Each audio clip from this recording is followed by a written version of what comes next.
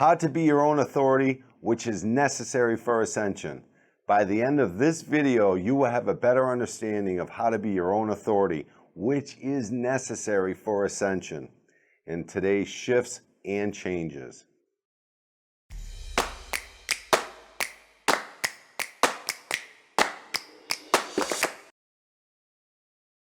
Hey, it's Todd Nanner, and welcome to another webcast from Life Quest Institute, your guide to the new earth. So here's a little context for today's episode, which will entail, as the shift in consciousness accelerates, we need to do our part. What does that mean? It means being responsible for the life you want to create for yourself, as well as what you will create as part of the collective. And the collective is the New Earth Collective. That's probably not what you wanted to hear. As individuals often cringe when they hear they need to be responsible. Some don't even know how to be responsible. They've never had to be responsible. They've never had to be held accountable. Another cringe word. Cringe. That has to change. It's old programming that doesn't work. What works is being responsible and accountable. This episode is going to be a bit cringeworthy. We are going to delve a bit deeper on how to be your own authority, which is necessary for ascension. So let's jump right into it. You ready, Anna? I am. All right. I am. And not only that, but as you're talking, I'm hearing cringe, cringe, cringe. Yes. And if we could get the audience, our listeners, to be excited about those cringe words, not be afraid of those cringe words, step into those cringe words, we're going to be... Embrace. Yeah. Yes. We're going to be a lot better off. Yes. All right. So let's see. In the last episode, we talked about how to live with fear-mongering stress-free. Great episode. Yes. We learned that it's important to put on your super sleuth hat. Yes. Say it slowly. Yeah. Use your intuition, tap into your gut instinct, and discern daily news with less fear and stress. It's the discernment and encouraging discernment to go within, which causes you to be your own authority. Correct. All right, so I want to start off with a couple of synonyms. Okay. Cringe-worthy words. Yes. All right, so being independent, self-reliant, autonomous, self-sufficient. My favorite is self-directed. Yes. Because when you're self-directed, you are always going inside to get answers, solutions, good ideas. All right. Using your intuition. Right. And of course, these are all the qualities necessary to get on your life's quest. And moving beyond the third dimension with all its duality and separation trappings is key for ascension and creating that new earth. But it's difficult, right? Yeah, it is. Okay, we've had a lifetime of directions through our parents, grandparents, elders, teachers, pastors. We don't know how to make choices. We have been programmed to look to those we feel are superior to us. And that's a perspective of yours. And it's actually nobody's above or below anybody, right? Well, it takes a while to learn that. Right. So the programming, why, who, as if we weren't capable. Whoops, sorry for the mic. Funny how we voted for certain individuals to govern us. Wow. That's a can of worms. Yeah. Yes. All right, but okay, so let's take it down to a smaller scale. Right. All right, so what about parenting? All right, parents use control as if the child wasn't capable. Think about your own household. Yes. What's going on? Who's the screamer, the yeller, the crier? Why are they crying? Because they were kind of powered up. Oh. Right? Yes. And so sometimes we don't even realize we're complying. We're always complying. And certainly we don't want our own authority. How many of us are really self-directed? Because we aren't our own authority. Right. We think we are free, right? We've been duped, by being politically incorrect, by being politically correct. Correct. We walk around, on eggshells around our family, friends, and coworkers. Most fall short of being honest, character-driven. You got to live with integrity. And this is an amazing analogy that I read. I don't know where I read, and I wish I could give props to this person, but it was a Facebook post I think I read last week, and it was the analogy of being honest and having integrity, and how could you test that? by a shopping cart, a grocery cart at the grocery store. You know, when you come up with your groceries, you get to your car, you open the trunk, you throw everything in. Do you put the carriage right next to your car, maybe up on the thing, or do you bring it back to the carriage place?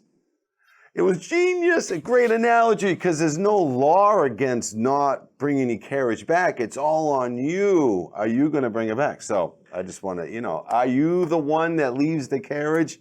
Like, do you flip the wheels up and on the grass, on the curb or the grass? Or do you, even if, and I always bring the carriage back. Do you bring the carriage back? And it was great. I was like, boom, I got to say this in our next webcast. But I want to say what I do, only because. Oh, no. Because you have that kind of knowing and who's watching. Right.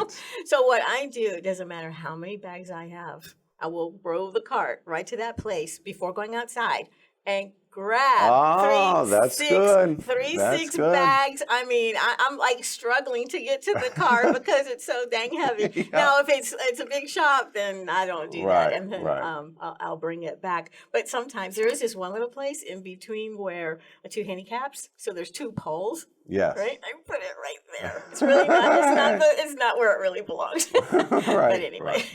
All right. So, you know, why do we conform? Now back to what I was saying earlier. Why do we conform, cower, or shy away? Why don't we stick up, you know, for ourselves or others? You know, why are we doormats? It's duality, it's separation, it's worried about, you know, and that's the controllers of this world. They want that. They want people to rat out each other and all that. Remember back in the, and I think we're moving back into that. They actually tried to get people to rat out people by calling up on the phone or sending stuff online, and it was funny because people were sending some crazy stuff into that and really shut it down. And not only that, they got exposed, so then their names were exposed. Oh, that too. That's another thing. It's a terrible, crazy thing. Yes. But we're digressing. Yeah. So, like I was saying, we're worried about what others will say or think, not being liked, you know, that group mentality, not belonging to the group, not being loved. Right. The last piece. Okay, so with all of that, so yelling, being chastised, funny word, but it comes to mind, and we've all been chastised one way or another. We've been hurt. Our feelings get hurt, and I think the question to ask is, why do we need to be so controlled? Right. And of course, it's so that we won't revolt. We won't have a revolution against those who are in charge, which is very heavy right now, the word revolution. All right, certainly as a parent or even a boss, we don't want to be talked back to or undermined. We don't want to be challenged. So if we can put the thumbs down on whoever, then, you know, the day came and went with no mishap. Right. But everybody's kind of like, you know, on eggshells and worried. And so, yeah. Yep.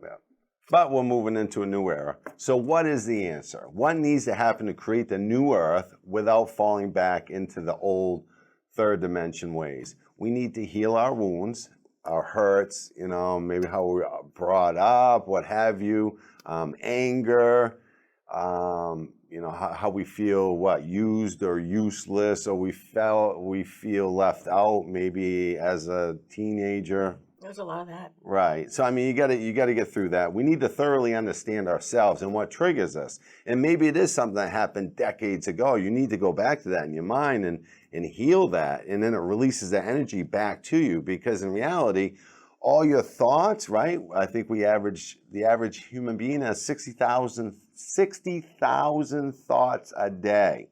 And most of it just repeat.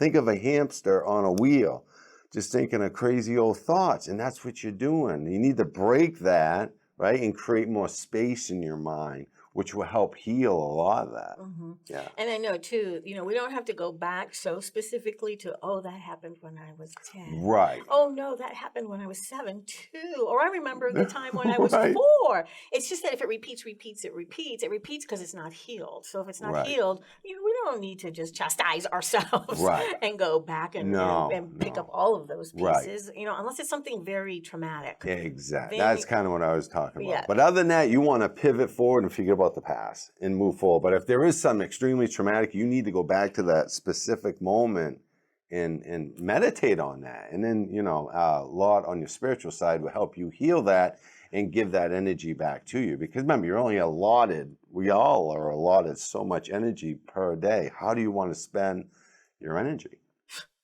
Drained. Right. Drained, because I won't, this voice here won't be quiet. Right. So, okay, so along with that, though, there's the belief systems. Oh, well, this is going to be a thing. So you're saying that voice, right? Yeah. That's your ego, right? Right. And that is an aspect of your mind. Now you can't get rid of your ego, right? So you gotta tame your ego. You gotta make friends with your ego. So when you have that voice, meditation's all that's good, but you need to talk to your ego. Like, okay, we've been through this before, ego. I'm not going to keep playing this game. And literally, your ego will start to listen to you. Now you're taming it, because why? You're bringing the light of your consciousness on that aspect of your mind. And that's healing that. And it's bringing your ego, taming it. You're not going to get rid of your ego, but you can tame it. All right, Beth. Having conversations with yourself is huge. Huge. It really Yes. is. Okay, so now we need to have another conversation with Yes. yourself, which is with the belief system, which is still related to egos, Enormous. but the belief system is usually you can label it. Okay, and if you can label it, that's a great conversation to have. Like, enough, or oftentimes I'll look up at the good Lord and I'll say, "Good try. You do have a sense of humor," Right, because right, he's yeah. giving me the lesson. He giving me the lesson again because I haven't overcome it. So what we want to check out, though, is the belief outdated? How old is it? How far back does it go? And in order to explore all versions of the healing, the mind and the body and your spirit, all of it. So, okay, so more cringeworthy words. Right. I have them written down. Okay. So, in a sense, we need to erase our mind. Clean slate. Clean slate, right? A new canvas, an art canvas, if you want. So we need to uneducate ourselves, re-educate ourselves. We need to relearn. We need to unlearn. There's a lot of things that we just don't need, and it's baggage. Yes. And it's getting heavier and heavier, and we don't need it. Right, right. So imagine if each of us followed our life's quest by developing, our talents, what God has given. We all have a unique talent in this world. And it's up to you to discover what that talent is, bring to the world, because no one else has that talent. We're all here for a purpose. What's your purpose? What is your life's quest? Right? So we need to leave this old, tiresome third dimension world behind. Forget about grieving the past. Look forward to the future, because the past no longer works, right? And then beliefs, thoughts don't create your reality. Your perspective of life, of the world creates your reality. Beliefs influence your perspective immensely. And really, the whole thing about the shift is to start changing all of our beliefs. And acquiring the better ones that will work for us. Right. So Correct. So focus on anything and everything that creates an autonomous, independent self so that you are your own authority, right? And then you can also look to why it's important to grieve. We did a webcast a couple weeks ago, why it is important to grieve in today's traumatic world and how. That webcast will help you through the process. Because there are times when we do need to grieve. Everything's shifting and changing. And we no one likes change. And so if we kind of maybe sat down with a cup of tea, wrote it on your journal, just had a focused attention moment on something that's really been bothering you and grieve, but definitely check out a sip a cup of coffee. Go ride a bike, take a bike ride, go walk, right? We're all in house arrest. Well, we're kind of not, but it's going away. But there is things to do besides meditate. I like to meditate, but not everybody can meditate. So riding a bike, taking a bike ride, taking a walk will help you think clearer. Mm-hmm. And that sip of coffee that was just mentioned, he means a whole cup. That's coffee for me, tea for you, yes. But the thing is, with each sip, you realize that the thoughts that you had, you just kind of, I don't know, you disturb the moment because of the sip. So now you're on to another thought. Yes. And then you're kind of ruminating on that thought until you get your next sip. So that thought's gone. Now a new thought comes in and more ruminating. And then when you're done with your coffee, just let it lie. Yes. Let it be. You've had your thunking Right. opportunity. You know, you can thunk tomorrow with another cup of coffee. Yes. Yes. All right. So one of the best ways to learn how to be your own authority is to teach it. All right. Ah. Teach to maintain so that you're maintaining the new information. Teach the children. And you also want to give them space to be successful and succeed, but you also want to give them the space to fail. So, you know, you're teaching them that they are capable. And with that teaching, share options, share how they can have some choices, because depending on their choices, and you can have a little glint in your eye, a little smirk on your face, knowing that it's not quite the greatest choice there, but let's see how this all plays out. And because we learn from our mistakes, and so do the children. So we need to fall. So from there, we will discover success, which helps the bottom line, even with our families. Good show, Anna. Good one. You know, if you're seeing this video and you're not part of our private Facebook group, then you should check out the tribe. We have over 26,000 plus awakened individuals getting together and growing themselves over in our Facebook Awaken to the Shift group. We encourage you to connect with many like-minded individuals. Chances are many of your friends and family could use some directions on how to cope with the life challenges they are experiencing too. So be sure to share our webcast with them. If you found this webcast to be valuable and would like to find out more, you can go to, we launched our platform, and then you can go to lifequestinstitute.com and you'll find more of our webcasts there. lifequestinstitute.com, and we'll put it in the description. Link will be in the description. I'm so excited that's open. All right. Okay, we got our videos on there, but one more thing. Any comments, any questions, put them on the comment section of where the video's at, and so we can get back with you, and you might trigger some kind of interesting video that everybody needs. If you need it, there's a lot of people that needs it, so speak up. Nice. All right. We'll see you in a few days. Yeah. All right. Any last words? Oh, yes. Yes. Always create a great day.